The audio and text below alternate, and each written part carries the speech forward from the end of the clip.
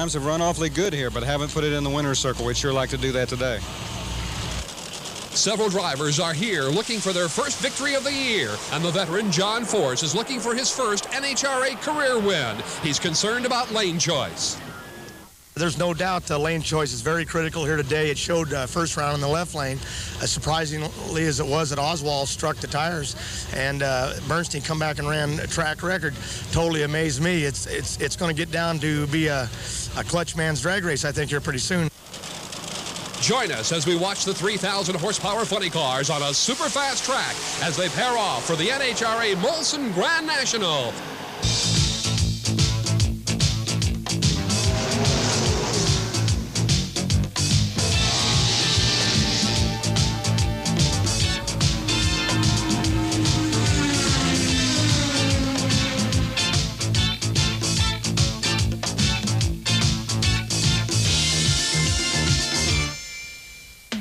The Superchargers National Championship and Unique Motorsports.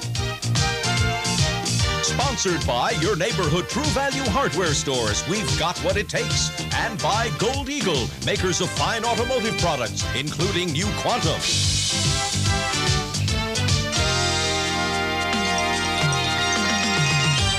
Today, it's the NHRA Grandnational from Semifinal International Speedway. We're about 60 miles east of Montreal, Quebec, Canada. And you're about to see world-class funny car competition. Hi, everyone. I'm Jan Gabriel. Joining me on the broadcast today is a two-time world champion himself, Frank Hawley. Frank was the champion, the NHRA champion, in 1982 and again in 1983. And we have got quite a race going here in the funny car competition.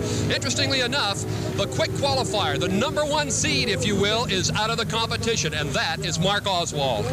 Mark Oswald, after being that #1 qualifier, came up in the first round of eliminations. He had lane choice. He was racing Brad Tuttle, who is somewhat of an underdog. They both smoked the tires. At that point, it became a driver's race, and Brad Tuttle flat out drove Mark Oswald. So now Brad Tuttle is in the second round of competition. We saw Brad Tuttle earlier on the Superchargers this year. He comes from a drag racing boat background. Exactly. Although they run the same sorts of engines in the boats as they do in the Nitro Funny Cars, Brad told me that it's a lot different racing on asphalt. All right, with that situation in mind, we now know that Kenny Bernstein is the class of the field here. Bernstein was the #2 qualifier. After Oswald went out, Bernstein came back, run a 5.66 second run. Now he's the quickest car, and that was a new track record. And there is a force to be reckoned with, John Force. He comes into this event as the NHRA point leader in funny cars. John Force has been runner-up at 6 NHRA national events and has never won one of these races.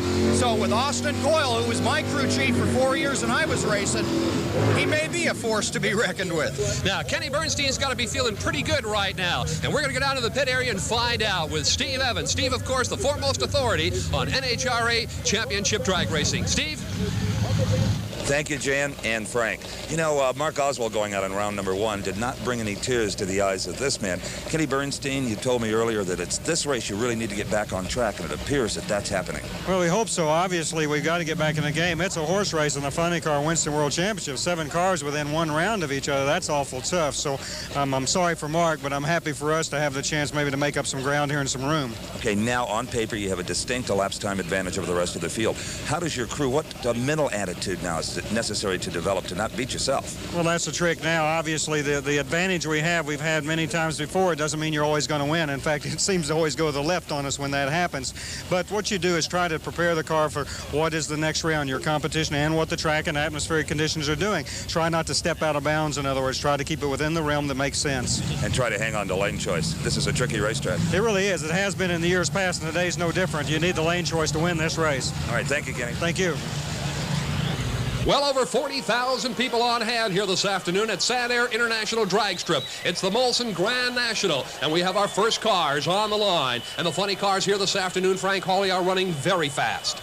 Johnny West, in qualifying a couple days ago, set a new track record at over 260 miles per hour. That proves one thing, Jan, that this racetrack here in Semifinal will yield some record performances. We have 6 competitors in the quarterfinals. Let's take a look right now. First is John Force. He's been runner-up way too many times. He's looking for a win. The 5th fast qualifier is Brad Tuttle.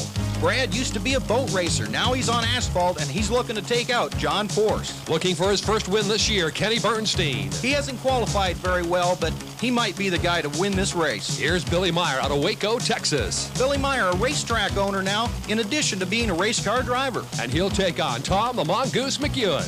30 years experience, and that could be the difference here at the Grand National. In the cockpit of the Hawaiian will be Johnny West. And there he is, Jan, your new track record holder. He might be the guy to stop Tom McEwen. So that sets up the quarterfinals. And let's take a look now. It'll be John Force. He'll be taking on Brad Tuttle. Both drivers are doing their pre-race burnouts to heat the tires and lay sticky rubber tracks on which they will launch the race car.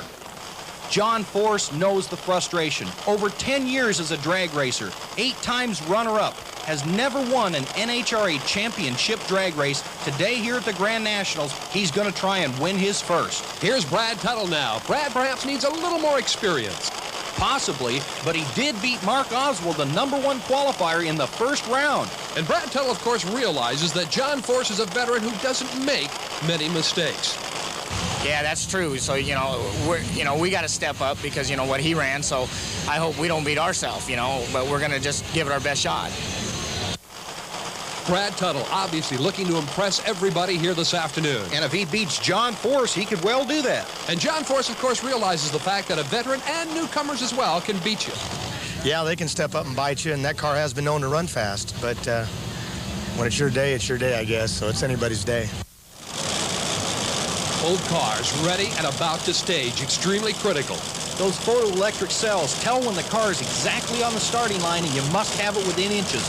Right now, the drivers are concentrating on those starting lights. And they are ready, and they're away, and it's a good start for both of them, but Tuttle gets a little out of shape, and John Force brings it on down through the traps, and Force will win it with an ET of 583 and a speed of 248.48 miles per hour. So John Force is your winner. Tuttle got himself in a little trouble. These cars aren't all that easy to drive. 3,000 horsepower. He lost traction. It was like trying to drive on ice. He crossed the center line. So John Force will move into the semis just a little bit later on. Right now, let's go down to Steve Evans and John Force. Well, for John Force, the semifinal round shouldn't be more than a formality. John, congratulations. A 583 will put you into the final. Thank you. She's Steve. She's run real consistent, right? Just about where Cole figured she'd be, and this is going to give us one tune-up run, and whoever's there, Bernstein, McEwen, Myers, whoever, is going to give us a shot to do what we want to try without the pressure on us to either step her up or stay right where we were at. Back on the line, fired up and ready to go is Kenny Bernstein out of Newport Beach, California. Last year alone, he won 6 national events. Jan, he'll be racing Mr. Billy Meyer, a 32-year-old professional race car driver from Waco, Texas. Billy's performance hasn't been very consistent the last few seasons. He was runner-up to me in 1982 in the NHRA Winston World Championship points chase. Billy knows that here at the Grand Nationals, he's going to need that consistency. It's not going to be that easy to win this race. No, it's not going to be easy, obviously. We haven't ran that good in over a year now, as well as he ran first round with a 566. So with our first run, we have quite a bit of work to do. Among the fans here at Sanair International Dragway, Kenny Bernstein is the favorite. They always say that, it seems like, when it gets to this point, but I don't look at it as a favorite because in this game and motorsports in general, with drag racing in particular, anything can happen, so it's a long time till it's over. Kenny Bernstein now moves up in lane number 1. He is ready to go. He is the quickest man ever in a funny car. He was the 7th fast qualifier here. And Billy Meyer was the 4th fastest in qualifying, Jan, so anyone can win this drag race. Concentration level is up. Both drivers now ready to go, and they are away. And Billy Meyer's out in front of Kenny Bernstein, but back on the starting line is a red light. Billy Meyer gambled on the starting lights and lost. And he lost to Kenny Bernstein, who trips the clocks with a 567 ET, a speed of 257.73 miles per hour. So Kenny Bernstein now will advance into the semifinals. And if he can maintain that quick pace, he's got it made. Let's go down the shutoff area right now and see what Kenny Bernstein's got to say. Kenny Bernstein did not know that Billy Meyer had red lighted. You are indeed still alive. Unbelievable. You wonder why I drove down here, because I didn't want to talk to you, Steve. I thought I was late again. Well, you dirt tracked it around that turn. I thought, I'm getting too old to chase you, Bernstein. I really didn't know we'd won. In fact, I thought I was late. He was out there, and I went, man, oh man, but I didn't see a red, and I just wanted to kind of come down here by myself for a second. 567. Oh, it's good. Super. Well, thank you, Billy. I appreciate it. Well, I think Billy knew how good you were going to run. Just closed his eyes and gambled. Well, he was awful early, but I didn't see the red, and when you don't see it on this side, I really thought I was late. I said, holy cow, I'm late again. I said, my goodness me. He wants to have some Wheaties or something. Well, for a change, I'm a bearer of glad tidings. Yes, sir. Thank you. Okay. Two more hot setups ready to go on the line. Tom the Mongoose McEwen won the Cajun Nationals earlier this year. He takes on Johnny West from Chandler, Arizona. Roland Leon, owner of this colorful machine, won this race last year with driver Rick Johnson at the helm. Right now he's got Johnny West at the controls, and West is one of the best. Another thing we have to keep in mind, Frank Hawley, this car was second fast qualifier. This Hawaiian car, Jan, is making tons of horsepower. Their problem right now is sticking it to that racetrack. Tom McEwen ready to go. Here's a guy who has written a lot of drag racing history. They blew an engine earlier today. Well, we just kicked some rods out of our motor on that last run and run 81 and give up a little before the lights.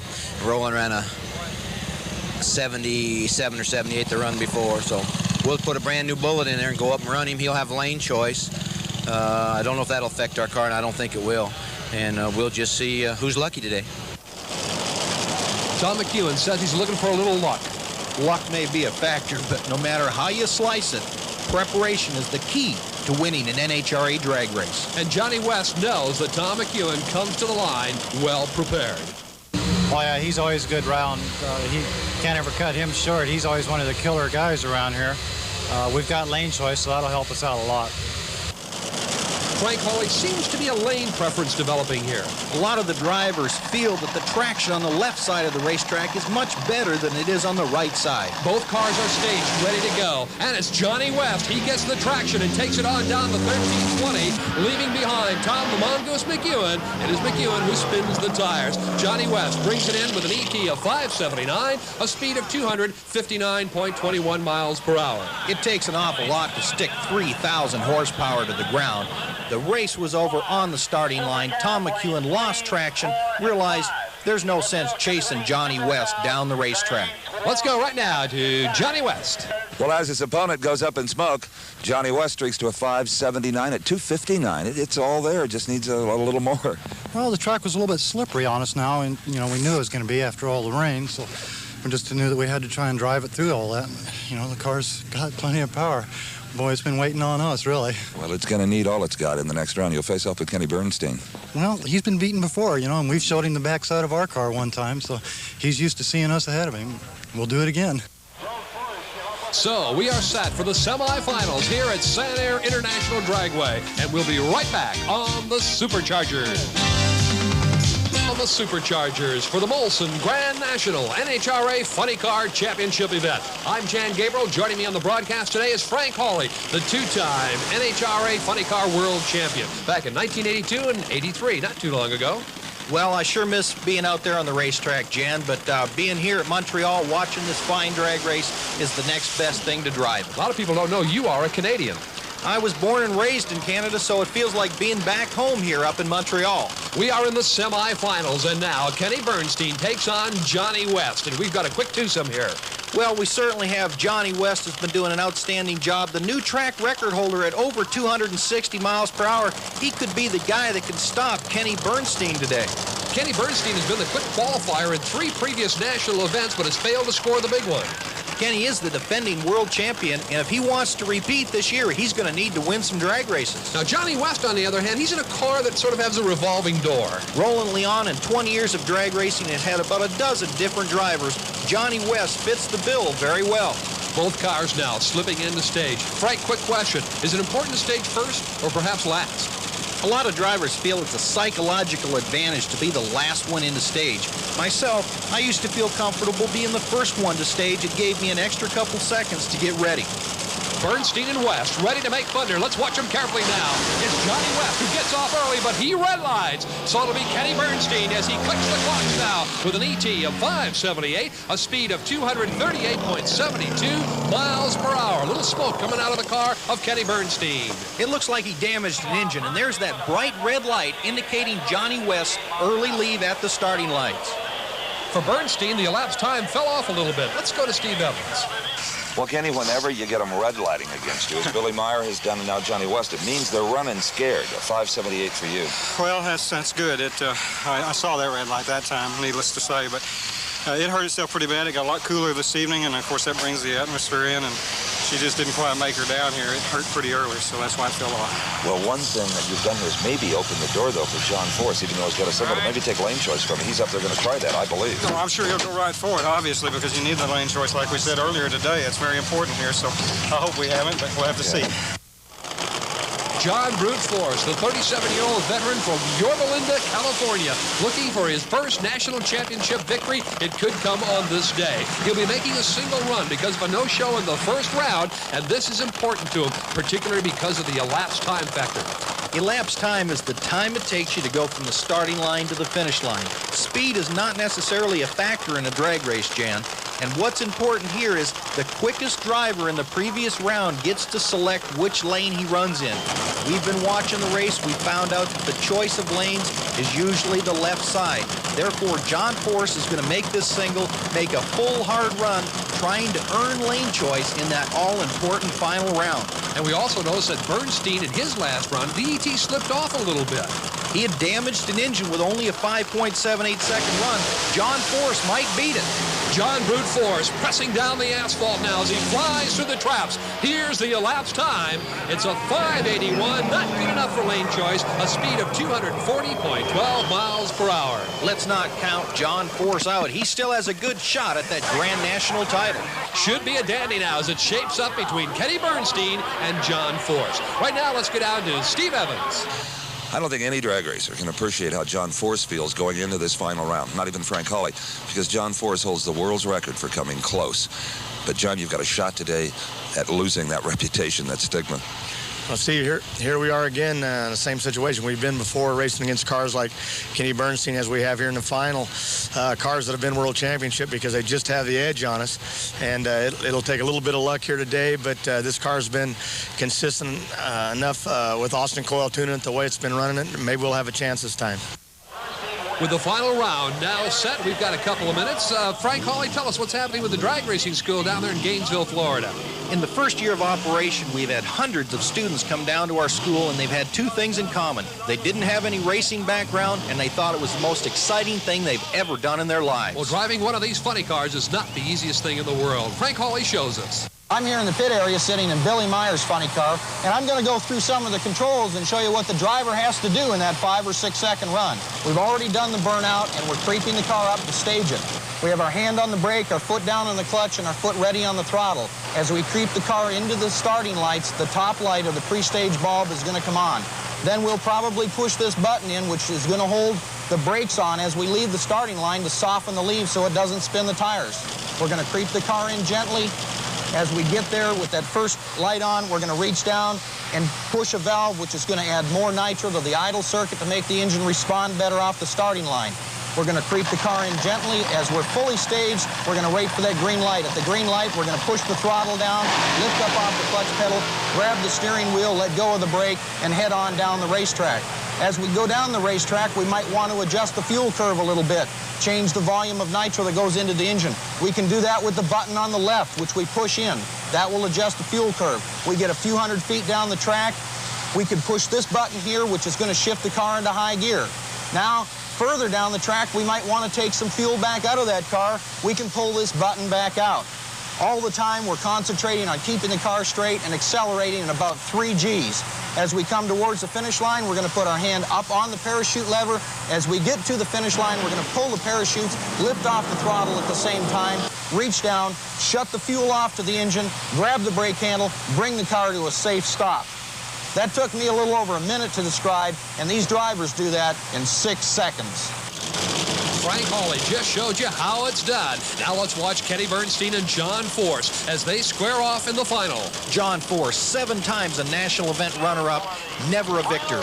Kenny Bernstein, winless this year, he's overdue. They're underway, and John Force spins the tires. So it'll be Kenny Bernstein who will take it through the traps. He'll win the event with an ET of 5.69, a speed of 257.28 miles per hour. Coming into this event, it was anybody's race, but Kenny Bernstein's consistency prevailed, and he ends a long dry spell, Jan. And for John Force, it's more frustration. Right now, let's go to Steve Evans.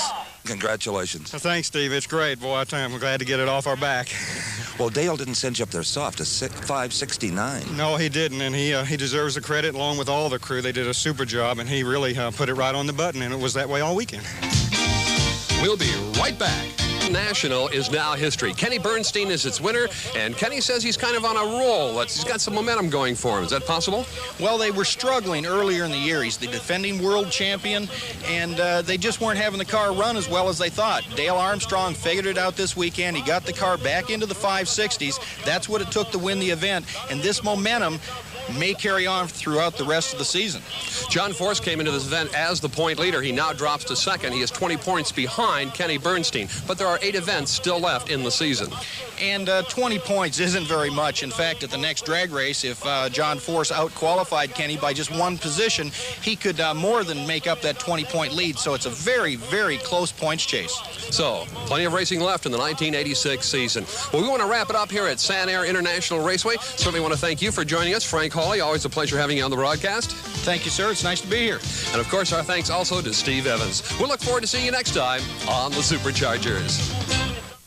A promotional fee has been paid by Gold Eagle, makers of Quantum, the new system of problem-solving formulas engineered to help today's cars run better on today's gasoline.